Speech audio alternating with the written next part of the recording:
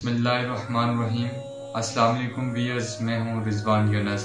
आप अपनी ज़िंदगी में अगर मुश्किलात में घिरे हुए हैं, ज़िंदगी से मायूस हो चुके हैं, तो मेरी ये बात गौर से सुनिएगा।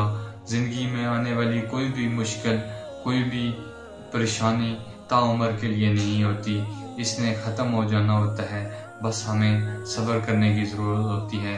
अल्लाह ताला भी कुरान में कहता है कि हर मुश्किल के साथ आसानी है। हम बजाय इसके मुश्किलात को रो धो कर, गिले शिकवे करके हम अपनी ज़िंदगी को मज़ीद उससे बरतर बना लें, बल्कि हमें ये करना चाहिए कि हम अल्लाह की तरफ रुजू करें।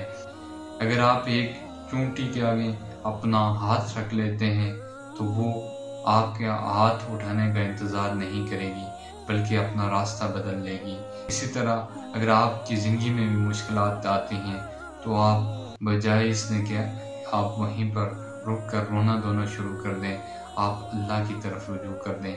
वहीं वो रास्ता है जिस पर चलकर आपकी हर मुश्किल आसान होगी।